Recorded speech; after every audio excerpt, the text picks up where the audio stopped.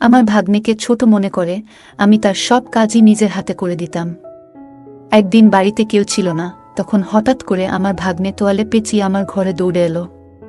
এসে বলল, মামি আমি অনেক ব্যথা পেয়েছি, বলেই সে আমার বিছানায় শুয়ে পড়ল। সে বলল, মামি কি দেখছ?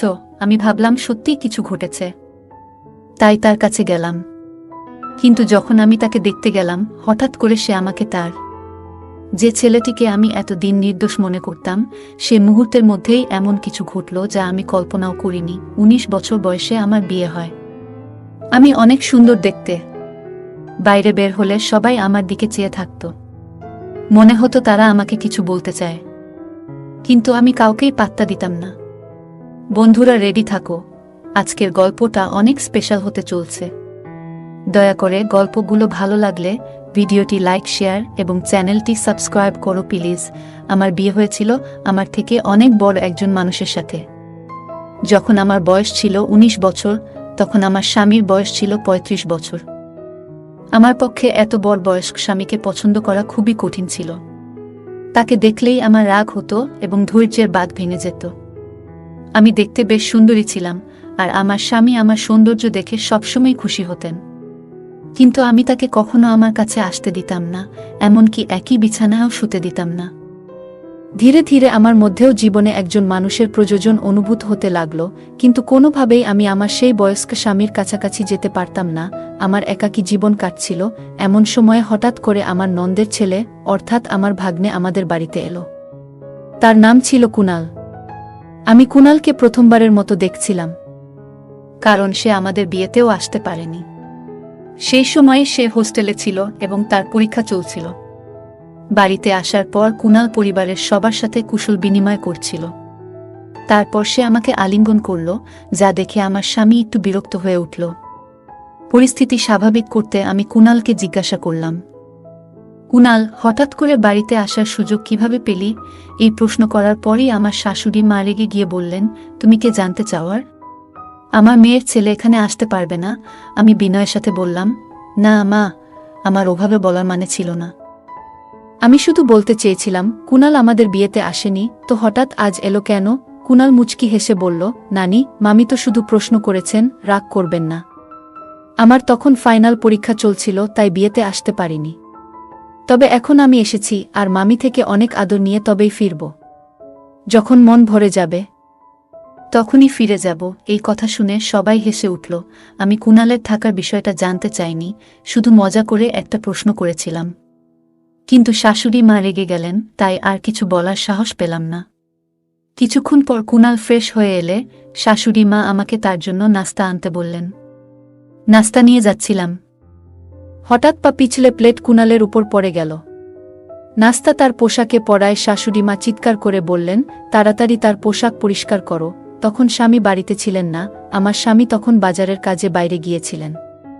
শাশুড়ি মায়ের বকুনি শুনে আমি ঘাবড়ে গিয়ে রান্নাঘর থেকে একটি কাপড় আনতে গেলাম। কাপড় পরিষ্কার করার আগে আবার জিজ্ঞাসা করলাম, মা, সত্যিই কি আমাকে কুনালের জামা পরিষ্কার করতে হবে? উত্তরে শাশুড়ি মা রেগে বললেন, আর কে করবে? ভুলটা তুমি করেছ, তাই তোমাকেই ঠিক করতে হবে। পুরো ব্যাপারটায় কুনাল চুপ ছিল, নিজের জামা পরিষ্কার করার চেষ্টা করেনি। জামা পরিষ্কার করতে গিয়ে আমি একটু অস্বস্তি বোধ করছিলাম। কুনাল নিজেই পরিষ্কার করতে পারত, কিন্তু সে দাঁড়িয়ে আমাকে কাজটা করতে বলল। আমার সংকোচ হচ্ছিল, আর সে মিষ্টি চোখে তাকিয়ে বলল, মামি, এখানে এভাবে পরিষ্কার করুন। ধীরে ধীরে নির্দেশনা দিল কিভাবে করতে হবে। ঠিক তখনই আমার স্বামী ফিরে এলেন এবং আমাকে এই কাজ করতে দেখে রেগে বললেন, তুমি এটা কেন করছো? তখন আমি তাকে সব খুলে বললাম, আমি ইচ্ছা করে এটা করছি না, শাশুড়ি মায়ের নির্দেশেই করছি। আমার স্বামীর নাম রাজু। তিনি শাশুড়ি মায়ের দিকে তাকিয়ে বললেন, মা, কুনাল এখন নিজেই, সে আর ছোট্টি নেই যে আমার স্ত্রীর সাথে এভাবে কাজ করানো হবে। যা হয়েছে তা ছিল একটা দুর্ঘটনা। ভবিষ্যতে এমন কোনো কাজ করার চেষ্টা করো না যা একজন পুরুষের কাজ। এই বলে রাজু আমার হাত থেকে কাপড়টা সরিয়ে নিয়ে চলে গেলেন। তিনি যে বাজারের জিনিসপত্র নিয়ে এসেছিলেন তা পাশে রেখেই বেরিয়ে গেলেন। এরপর আমি সেই জিনিসপত্র নিয়ে রান্নাঘরে চলে গেলাম। কুনাল ও আমার পিছু পিছু এলো। নল থেকে হাত ধোয়ার সময় সে আস্তে আস্তে কিছু বলছিল, যেন তার মনের মধ্যে কিছু ভারী কষ্ট জমে আছে। আমি শুনলাম সে বলছিল, এখান থেকে চলে যাব। আমি অবাক হয়ে বললাম, কুনাল, তুমি তো মাত্র কয়েক ঘন্টা আগে এখানে এসেছ। এত তাড়াতাড়ি চলে যাওয়ার কথা ভাবছ কেন? তখন কুনাল বলল, আমি তো বাইরের মানুষ, তাই হয়তো এখানে থাকার কোনো মানেই নেই। মামিও আমাকে হয়তো বাইরের লোক মনে করেন। মায়ের স্নেহ পেতে এসেছিলাম, কিন্তু হয়তো আমার ভাগ্যে তা নেই। এই কথা বলে সে চলে যেতে চাইল। আমি তখন হঠাৎ করেই তার হাত ধরে ফেললাম। হাতটা একটু জোরে টেনে ফেলায় সে আমার একেবারে কাছে চলে এলো। তখন আমি দ্রুত তাকে সরিয়ে দিয়ে বললাম, দুঃখিত, আমি ভুল করে ফেলেছি কুনাল, আমি ভুল করে তোমাকে টেনে এনেছিলাম। বলার পর আমি তাকে বোঝানোর চেষ্টা করলাম, কুনাল, রাজুর কথাগুলোকে মন থেকে নিও না। আসলে আমি আমার স্বামীকে তেমন গুরুত্ব দিই না। সে শুধুমাত্র সম্পত্তির জন্য আমার পেছনে ঘুরে বেড়ায়। তোমার পোশাকে কিছু পড়লেও আমি পরিষ্কার করতাম, যেমনটা তোমার জামাকাপড় পরিষ্কার করেছি। যদি সত্যিই আমার কাছ থেকে আদর স্নেহ পেতে চাও, তবে এখানেই থাকো। না হলে রাজুর কথাগুলো মনে রেখে চলে যেতে পারো। এরপর বললাম, দেখো এখন কি করবে? আমার কথা শুনে কুনাল বলল, মামি, সত্যি বলতে আপনার কথাগুলো শুনে আমার সব রাগ গলে গেল। এখন শুধুমাত্র আপনার জন্যই এখানে থাকব। আপনি যদি বলেন তবে এখন থেকে আমি আপনারই। বলেই সে আমাকে আলিঙ্গন করল। কুনালের এমন ছোট ছোট কথাগুলো আমার মনে প্রভাব ফেলছিল। চোখের পলকেই 5 দিন কেটে গেল। এই কদিনে কুনাল বাড়ির একজন সদস্য হয়ে উঠেছিল। প্রতিদিন সকালে আমার স্বামী তাকে দোকানে নিয়ে যেতেন। রাজুর একটি ছোট দোকান ছিল, আর কুনালকে একঘেয়েমি থেকে বাঁচাতে তাকে সঙ্গ নিতেন। কুনাল আসার পর বাড়ির কাজের চাপ বেড়ে গেল। শাশুড়ি মা সারাদিন মন্দিরে থাকায় বাড়ির কাজে সহায়তা করতেন না, আর স্বামীর আয়ও ছিল কম, তাই কাজের লোক রাখা সম্ভব ছিল না। একদিন আমি রাজুকে বললাম, রাজু, এত কাজ আর পারছি না। বাড়িতে এখন আরও একজন সদস্য, কিন্তু শাশুড়ি মা কোনো সাহায্য করছেন না। আমাদের কথোপকথন শাশুড়ি মা শুনে ফেললেন। রেগে ঘরে ঢুকে বললেন, এই বয়সে তুমি আমার কাছ থেকে কাজ করাতে চাও? আর স্বামীর কানেও কথা ঢালছ? এরপর তর্ক শুরু হলো। রাজু এসে বলল, দুজনেই চুপ করো। মা আর আগের মতো কাজ করতে পারেন না, আর আমি কাজের লোক রাখতে পারবো না, যার জন্য বাড়ির কাজ বেড়েছে। সেই সাহায্য করবে। তারপর রাজু কুনালের দিকে তাকিয়ে বলল, কুনাল, তুমি দোকানে যাবে না, বাড়িতে থেকে মামির কাজে সাহায্য করবে। স্বামী তার দায়িত্ব থেকে মুক্তি পেতে নিজের ছোট ভাইপোকে আমার সাথে বাড়িতে একা রাখার সিদ্ধান্ত নিয়েছিল। আমি কিছু না বলেই তার এই সিদ্ধান্ত মেনে নিলাম। পরের দিন থেকে কুনাল বাড়িতে থেকে আমার সাথে কাজ করা শুরু করল। সকালে ঘরের কাজের সময় সে আমাকে সাহায্য করত। নাশতার পর শাশুড়ি মা মন্দিরে চলে যেতেন আর রাজু দোকানে বেরিয়ে যেতেন।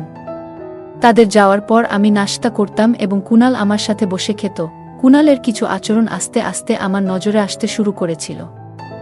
যখন শাশুড়ি মা ও রাজু বাড়িতে থাকতেন, তখন সে দূরত্ব বজায় রেখে কাজ করত। কিন্তু যেই তারা বেরিয়ে যেতেন, কুনাল আমার অনেক কাছাকাছি চলে আসত। তবে ভালো দিক ছিল যে শাশুড়ি মা যে কোনো সময় বাড়ি ফিরে আসতেন, আর এই ভয়ে কুনাল কিছুটা সতর্ক থাকত। সকালের দিকে যখন শাশুড়ি মা ও রাজু বাইরে যেতেন, তখন কুনাল মাঝে মাঝে আমার কাছে তার ব্যক্তিগত কাজের জন্য বলতো। যেমন সে যখন গোসল করতে যেত, আমাকে বলতো তার কাপড় বিছানায় গুছিয়ে রাখতে। তার সাহস এতটাই বেড়ে গিয়েছিল যে একদিন সে আমাকে বলল, মামি, আজ তুমি শাড়ি পরে আসো, শাড়িতে তোমাকে অনেক সুন্দর লাগে। আমি এইসব বিষয়গুলো উপেক্ষা করছিলাম, কিন্তু তার আচরণ ক্রমশ বাড়ছিল। একবার সে বলল, মামি, গোসলের জন্য বালতিতে জল ভরে দাও। সেদিন আমি রান্নার জন্য সবজি নিয়ে বেশ বিরক্ত ছিলাম, তাই গোসলের জন্য খুব গরম পানি ভরে রেখেছিলাম।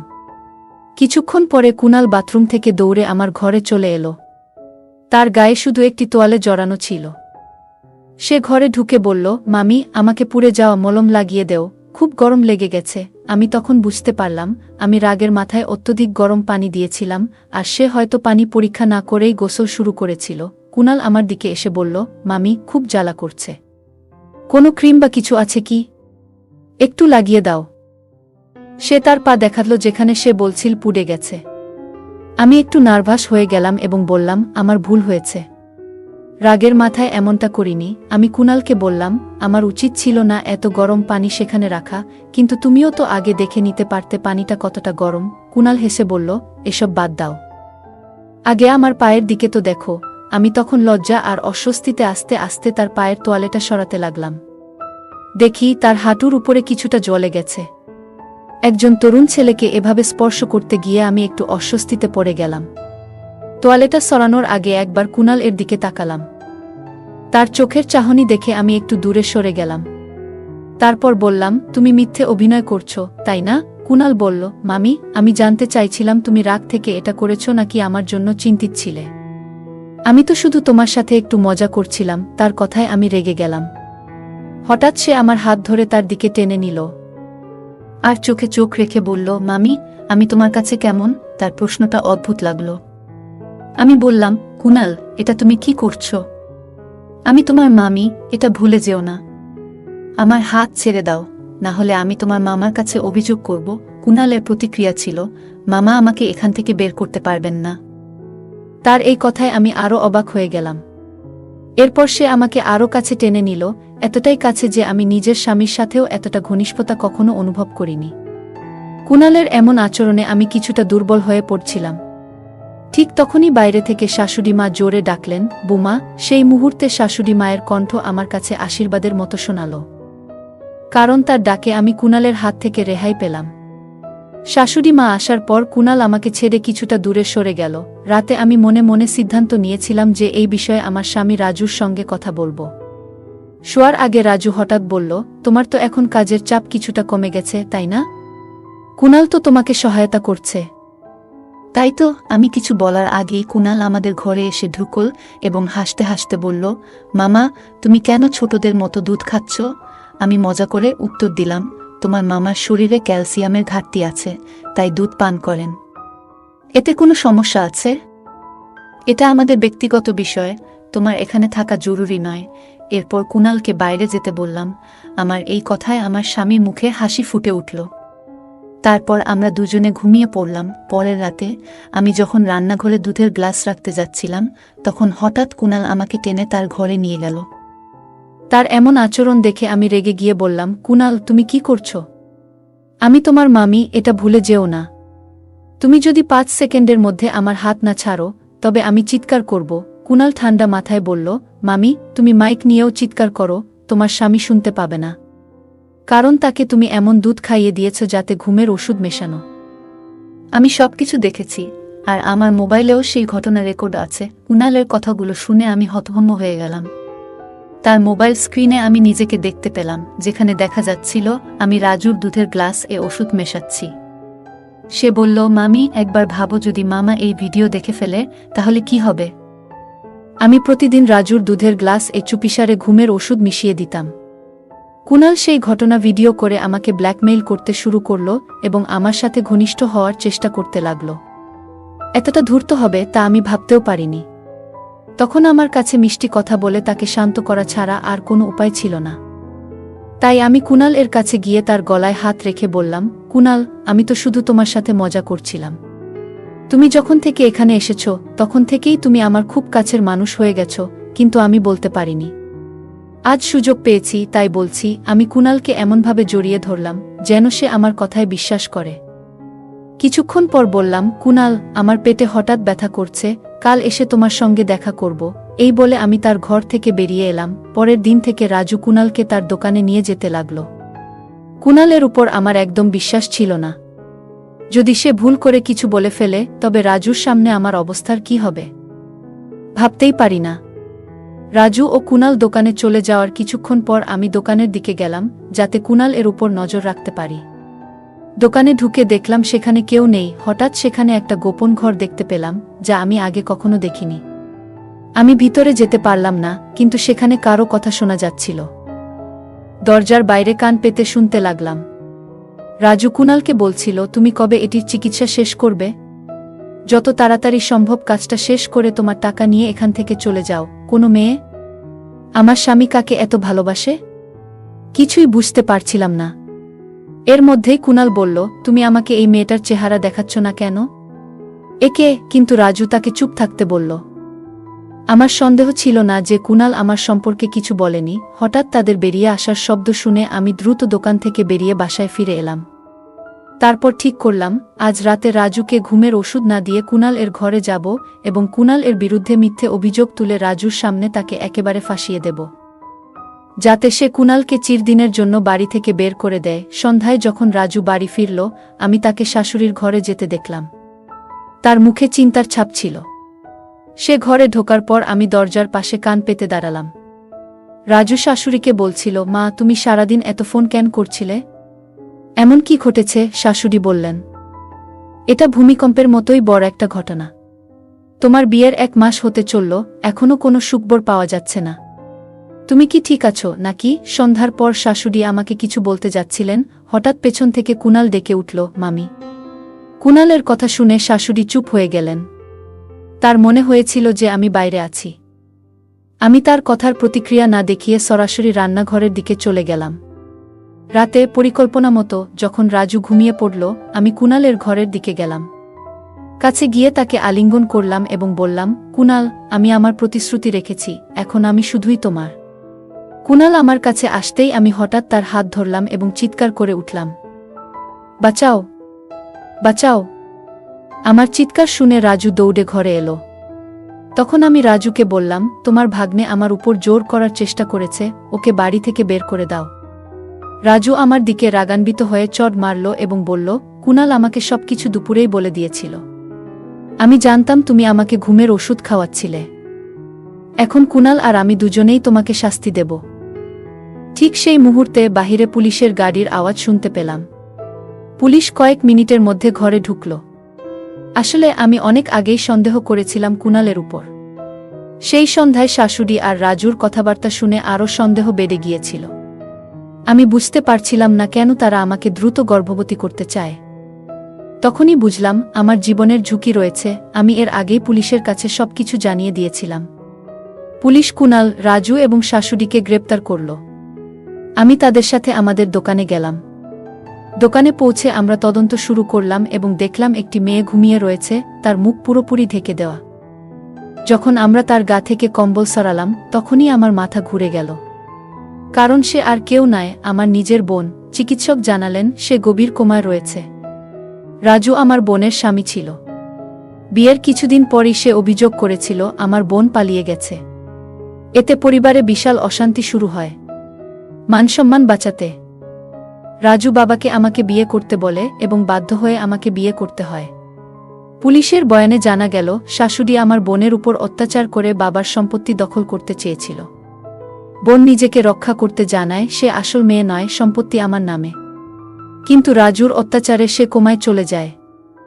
রাজুর আসল উদ্দেশ্য ছিল আমার বাবার সম্পত্তি দখল করা। তার পরিকল্পনা ছিল আমার সঙ্গে বিয়ে করে আমাকে গর্ভবতী করা, যাতে আমি কিছুই করতে না পারি। এরপর আমার বাবার সম্পত্তি দখল করা সহজ হবে। এদিকে কুনাল, যে গ্রামের একজন সাধারণ ডাক্তার ছিল, তাকে বড় অঙ্কের টাকার লোভ দেখিয়ে আমার বোনের চিকিৎসার জন্য ডাকা হয়েছিল।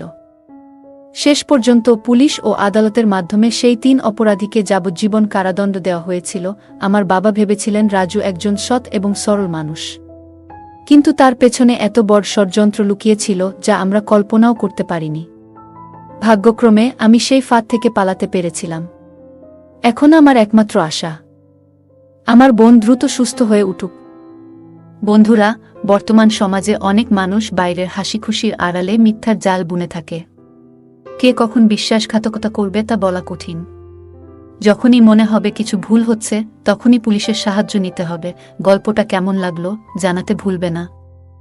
আরও মজার মজার রোমান্টিক গল্প শুনতে চাইলে ভিডিওটি লাইক, শেয়ার এবং চ্যানেলটি সাবস্ক্রাইব করতে এবং বেল আইকনটি ক্লিক করতে ভুলবে না। ধন্যবাদ।